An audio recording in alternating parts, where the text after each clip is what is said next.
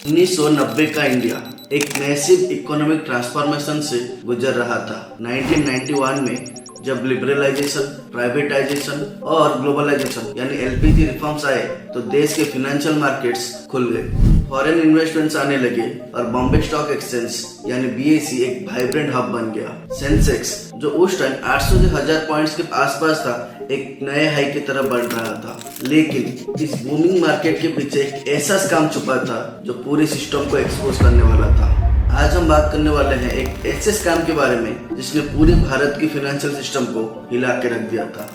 1992 का हर्षद मेहता स्कैम। ये एक ऐसा स्कैम है जो एम्बिशन, ग्रीड और फाइनेंशियल होल्स का परफेक्ट स्टॉर्म है। इस स्कैम ने न सिर्फ स्टॉक मार्केट को क्रैश किया बल्कि इन्वेस्टर्स के बिलियन ऑफ रुपीज डूब गए और इंडियन फाइनेंशियल सिस्टम के लिए एक वेकअप कॉल बन गया।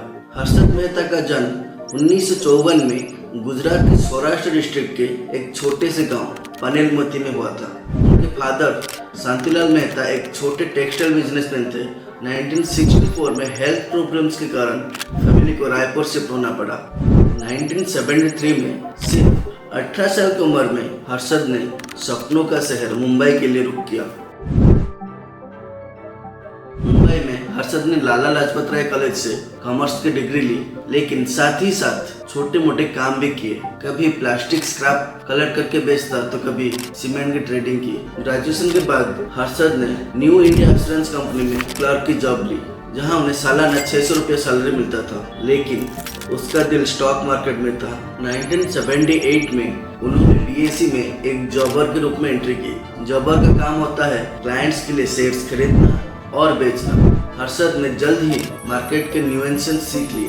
हर्षद ने इनसाइडर ट्रेडिंग और पंप एंड डंप जैसे टैक्टिक्स यूज किए जो उस टाइम लीगल थे। इनसाइडर ट्रेडिंग में उन्होंने कंपनीज के इंटरनल इंफॉर्मेशन का फायदा उठाया और पंप एंड डंप में वो एक स्टॉक को बड़ी क्वांटिटी में खरीदते जिससे उसका प्राइस बढ़ जाता और फिर उसे बेच देते। लेकिन 1982 में एक बड़ा झटका लगा। 18 मार्च 1982 को बीएसई में एक मैसिव क्रैश हुआ जिसे ब्लैक थर्सडे के नाम से जाना जाता है। इस क्रैश में हर्षद ने 10 लाख रुपए का लॉस उठाया, जो उस टाइम एक बड़ी अमाउंट थी। उस क्रैश को हैंडल करने के लिए हर्षद को अपनी वाइफ की ज्वेलरी तक गिरवी रखने पड़े, लेकिन हर्षद ने हार नहीं मानी। उन्होंने अपनी गलतियों से सीखा और एक नई शुरुआत की। 1983 में हर्षद ने अपने भाई अश्विनी मेहता के साथ मोर कंसल्टेंट्स के नाम की कंपनी शुरू की। ये कंपनी वेल्दी क्लाइंट्स के लिए पोर्टफोलियो मैनेजमेंट करती थी।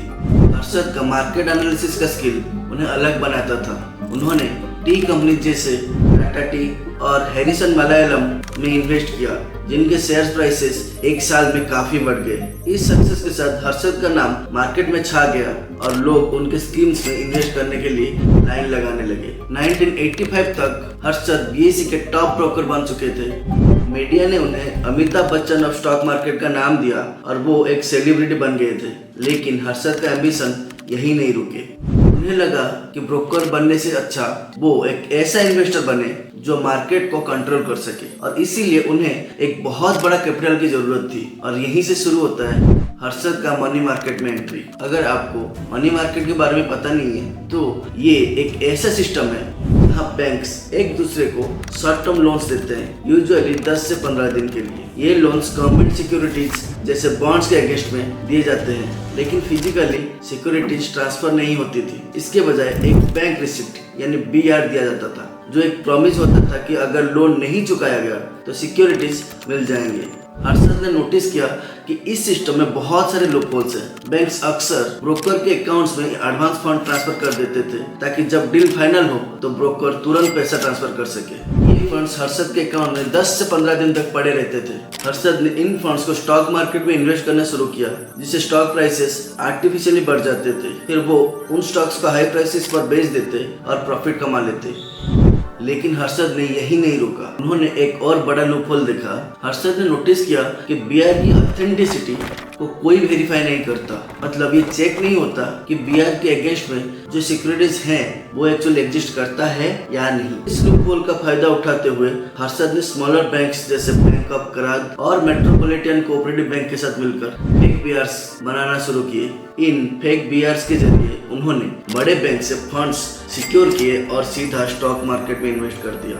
1991 से 1992 के बीच हर्षद ने इस तरीके से लगभग 5000 करोड़ का स्कैम किया। उन्होंने स्टॉक्स जैसे SCC, Apollo tyres, Sterlite industries और वीडियोकॉन के प्राइसेस को आर्टिफिशियली इन्फ्लेट किया। फॉर एग्जाम्पल SCC के शेयर्स जो 200 रुपए के थे वो 3 महीने में 9000 तक पहुंच गया।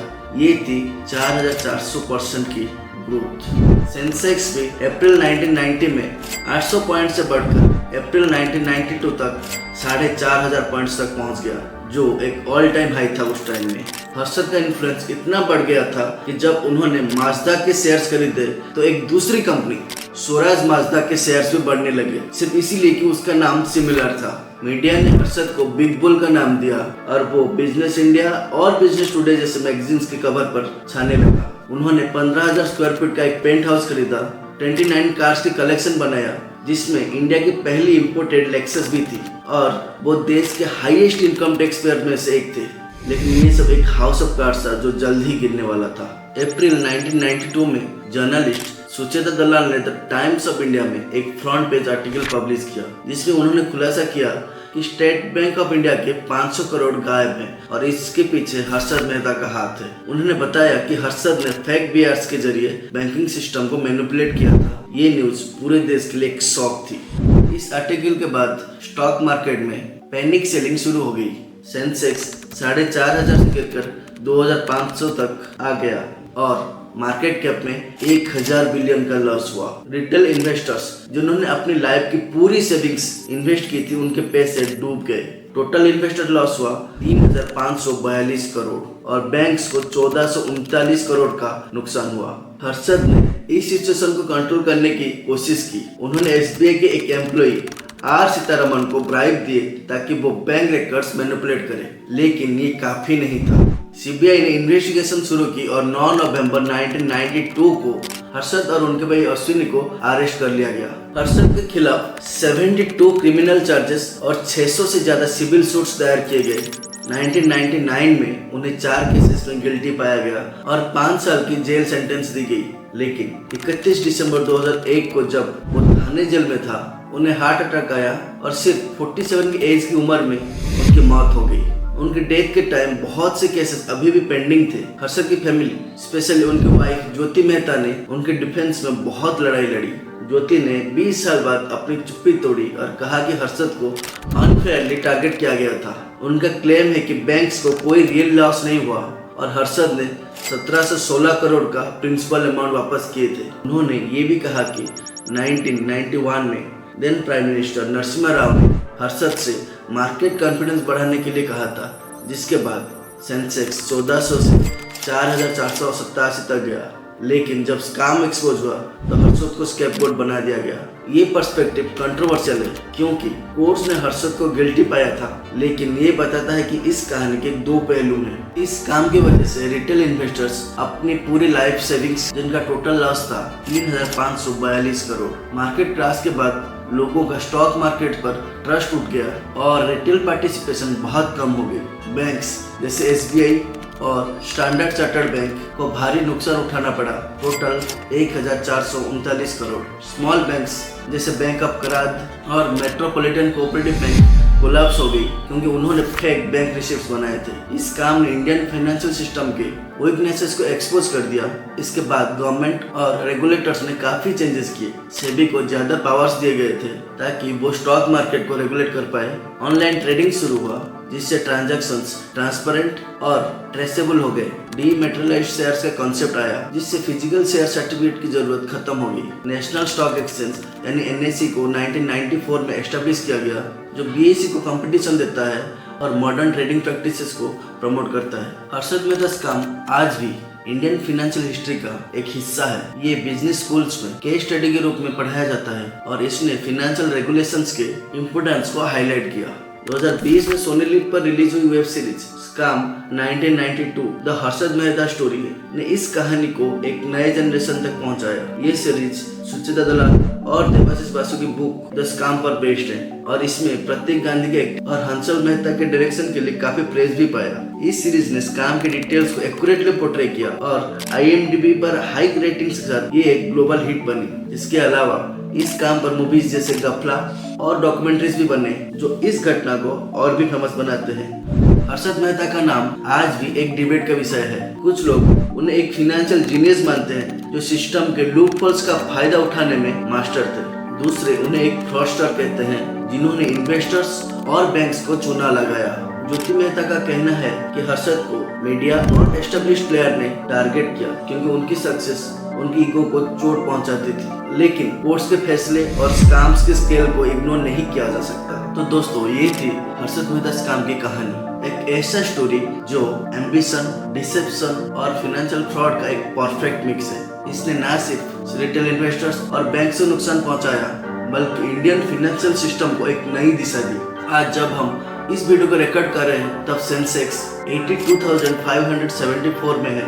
ये दिखाता है कि हमने इस काम से बहुत कुछ सीखा और अपने सिस्टम्स को मजबूत किए। मुझे उम्मीद है कि आपको ये वीडियो इंफॉर्मेटिव लगी होगी। अगर आपको ये वीडियो पसंद आया हमारे चैनल को लाइक, शेयर एंड सब्सक्राइब जरूर कीजिए और हाँ, अपने थॉट्स कमेंट्स में जरूर शेयर करें। क्या आपको लगता है हर्षद मेहता एक जीनियस था या एक फ्रॉडस्टर?